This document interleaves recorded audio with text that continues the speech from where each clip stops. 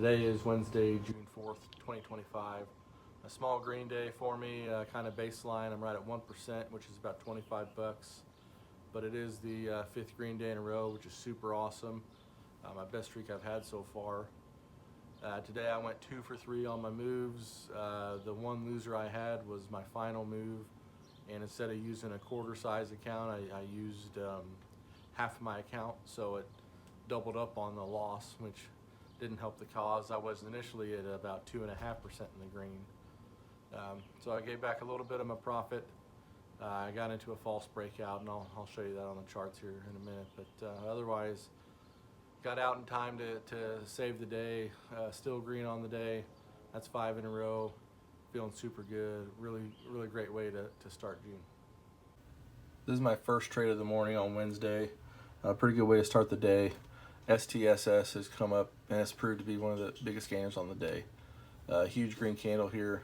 I got in on a little bit of a pullback, and I also got out on this candle. This candle had quite a wide range. It was making me kind of nervous, and you know, lo and behold, it ended up flushing pretty hard here. So happy with this trade.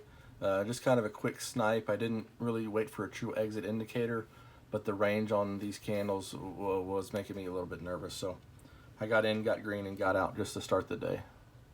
This is my second trade of the day on Wednesday. Ticker KWM. This is proved to be one of the biggest gainers on the day. I made an entry right after this red doji here.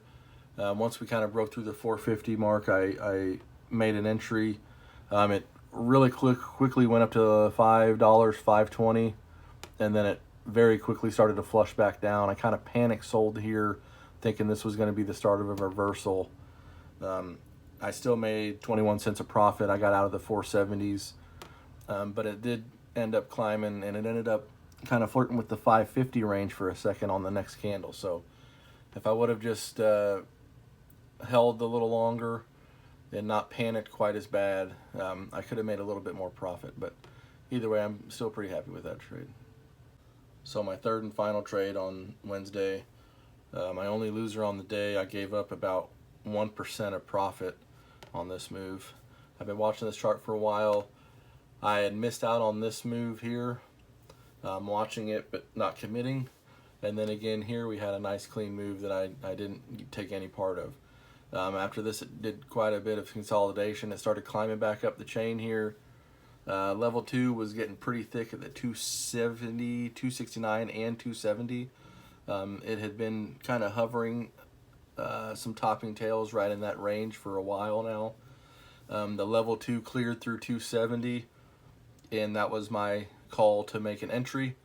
What I did wrong here was I didn't confirm for that level at all. I made the entry at 270, and it just immediately started flushing. I caught on to that pretty quickly, and I got out.